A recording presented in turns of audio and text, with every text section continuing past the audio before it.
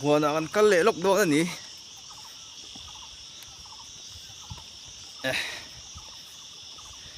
Lúm viêu mày ạ.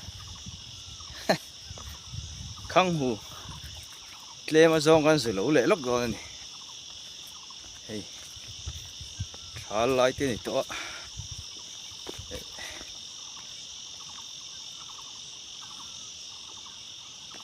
Khăng hù lộ hùn về lệ rất to mày. Tle mà dòng về khăng hù. Hùa nào quân. Chứ chứ. Ăn dục lẩu lốc ngay.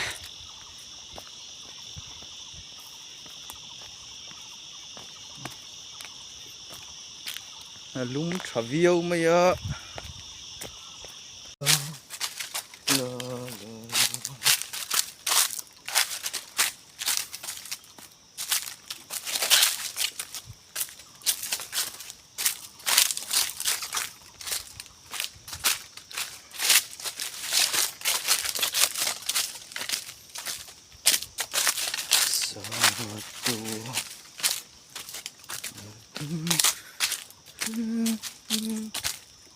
Ai sắt thở yếu mấy ở ổn chứ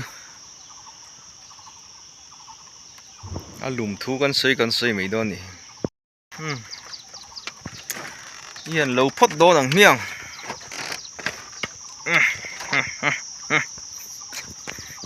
lùm viêu mấy ạ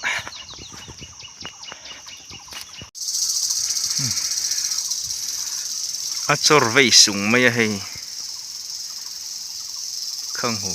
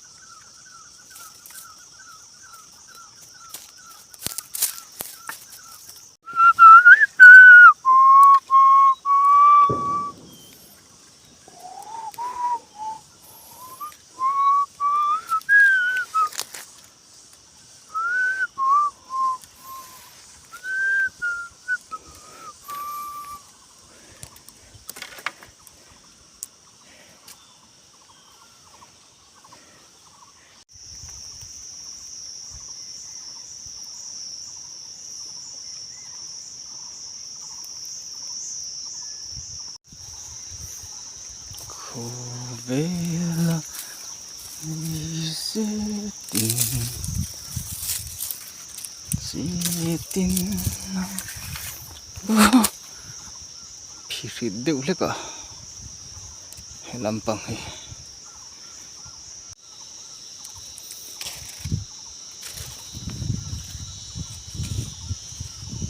short không hay chứ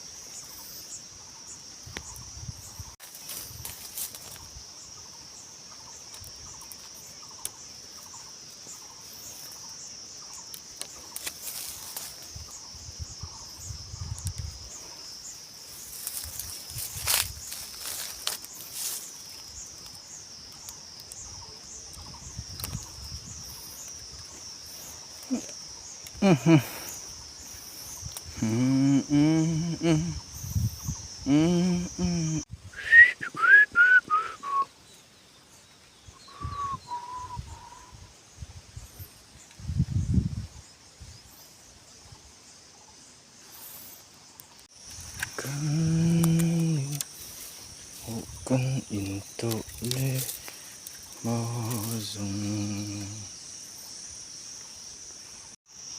cũng có thể hiện tiếng về rất cho nị sẽ gì được từ khi nè đuôi hiện cho klem này lết thì nè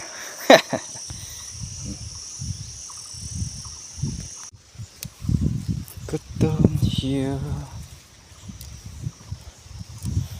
cái video bỏ thì nói bức xưa đuông pon lộ chắc thấy rất lâu hình như chứ giờ nè tri kê pi sport nè thì còn ngay bức xưa con hồ đồ đệu nè cái video và hẳn lạc với cái đủ bông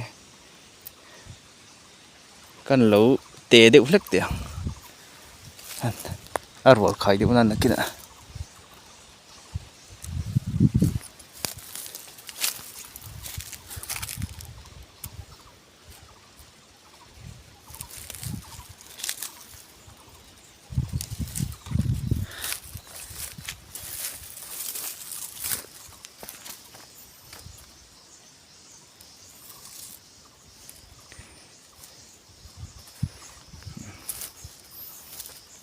lại cũng hẳn đuôi cho tấm lửa đi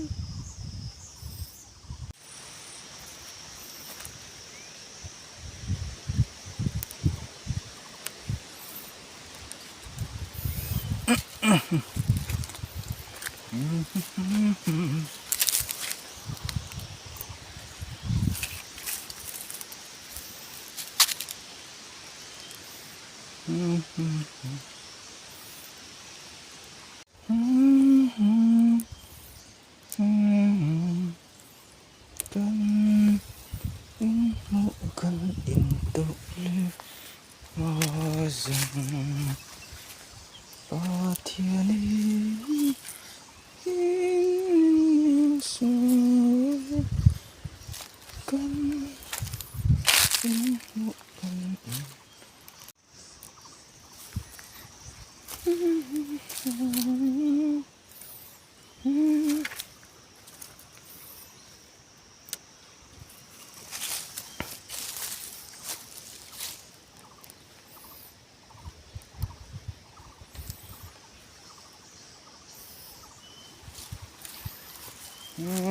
thì lại nó dấu tự tội em cần có dấu tự tội em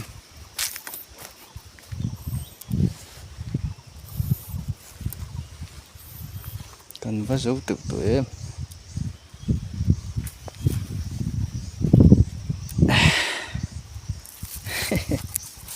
dấu tre bên này cần dấu tre bên này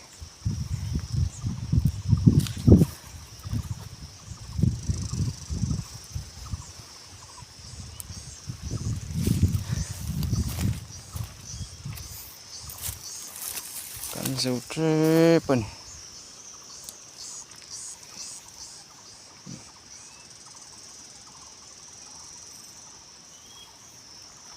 hay cái tế được châu phi này gần lộ thịt chứ nhỉ tầm vắt đầu vẫn chứ tế là nị vô tiếng lẩu lứt này